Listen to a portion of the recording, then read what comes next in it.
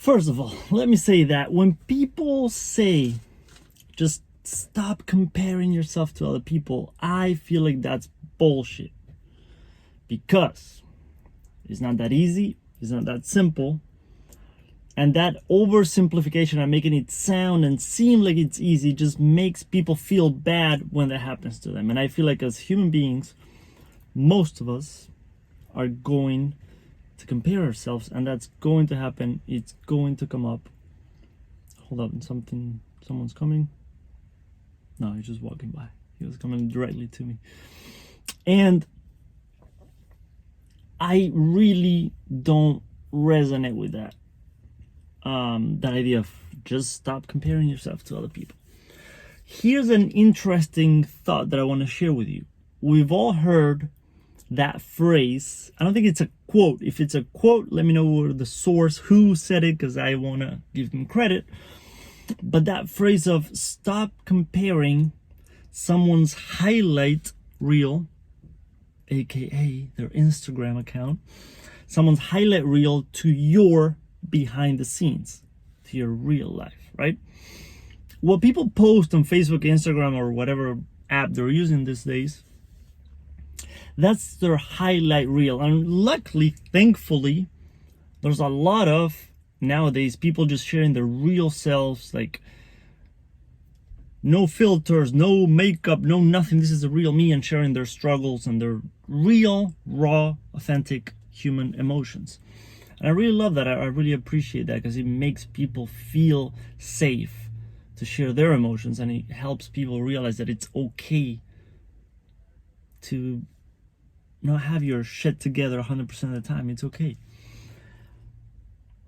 So what you see in social media most of the time is their highlight reel. And then you're just sitting at home on a normal day, which we might see as boring, as regular day, whatever, and you're comparing yourself to their trip or their whatever, or their amazing life in their amazing location where they live. But here's the reality. I was having a conversation with someone the other day.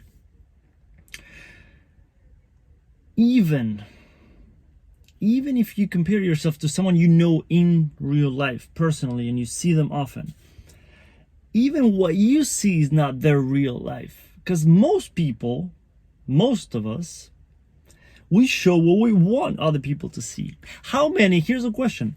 How many couples do you know, or have you known, have you met, that you see them and everything seems okay, and in a month later, they're getting a divorce or they're breaking up? How many business partners you see them, everything seems okay. A month later, the business, they split up, business is finished, everyone's going their own way. How many examples do we need to realize that even when we think we are seeing real life, and you might still compare yourself to that, like, wow, they have a really cool marriage and they have amazing relationship, and you might feel jealousy, which is okay. That happens to me all the time. I might feel a little bit of envy and some jealousy, and I realize it's normal human emotions. It's okay. And then you're like, you have no idea what's really going on in the background. And I really resonate with that phrase, because I've seen it in my own life and I've seen it in other people's lives, like where they say, be kind to everyone. Everyone's fighting a battle you know nothing about. So sometimes life seems beautiful from the other side, from the outside, and it seems beautiful from your perspective, because of course you have your own challenges and your own shit going on that you're overwhelmed and stressed out about and frustrated, and you see their life from the outside and it seems beautiful. It seems amazing. It seems relatively almost perfect. But you have no fucking clue what's going on the inside.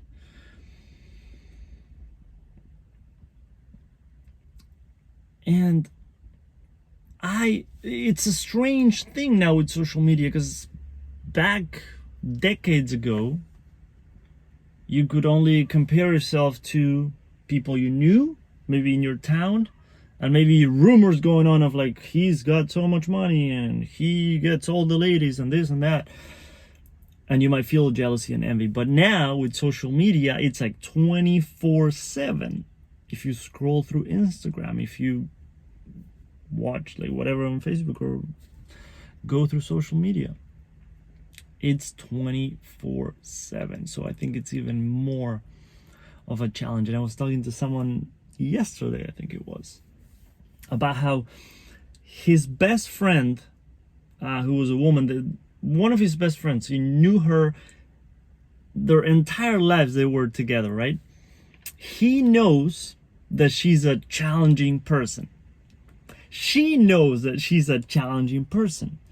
Every partner that she has had has labeled her, which we can't, that becomes another, we can't really go by what other people say about someone. Like, I encourage you to give that person a chance, maybe, right? Get to know them. But it's interesting that both of these people know every partner that she's had has said that she's like, some people label people as fucking crazy or whatever. But what my friend was telling me, that she's a typical person that you see their social media, you're like, wow, she's an angel, she's amazing, she's perfect.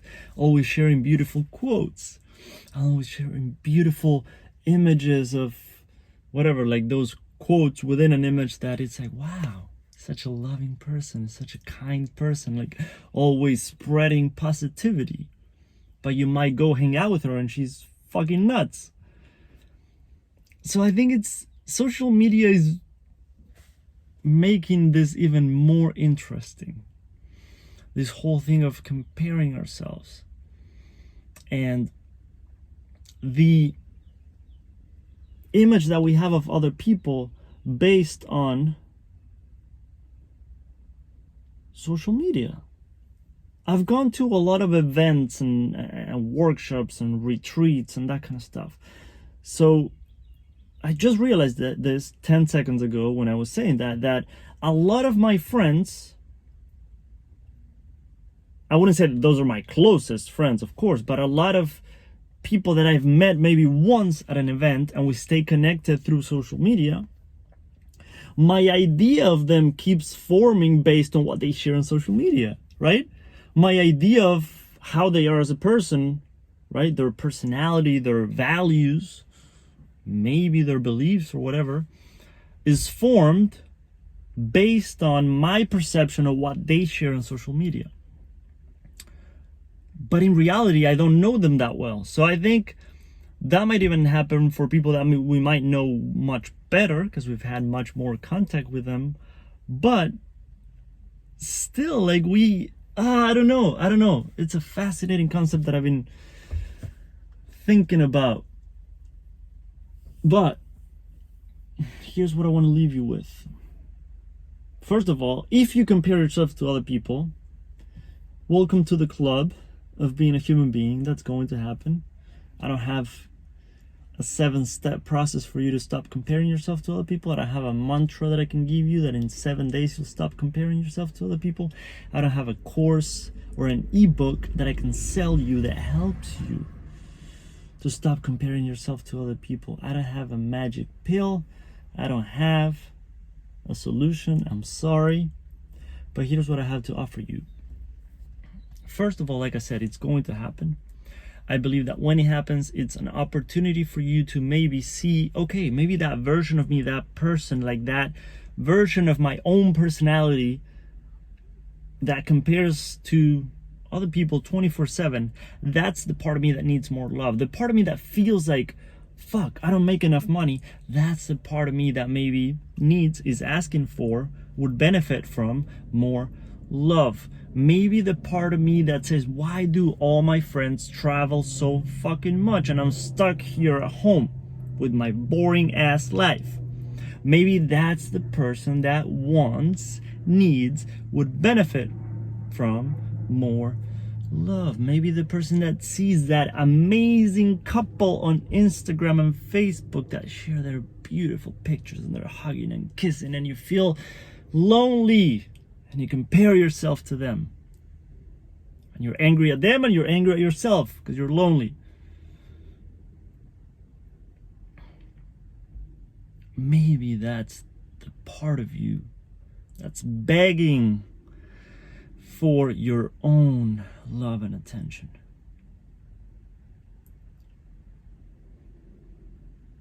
What if that's a big part of it? What if those are reminders?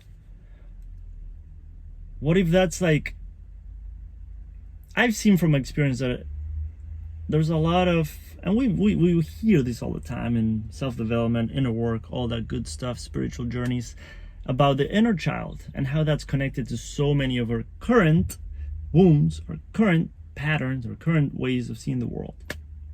So what if you see that as just a little child like tugging at you like, hey, look at this. I remember when I was a kid, like I was like, Mom, Dad, look, showing them everything that I was doing.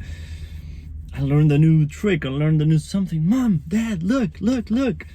So what if that's like your inner child, your little kid inside of you, begging for a little bit of attention, a little bit of the love that they never received, a little bit of the love that they always were hoping for.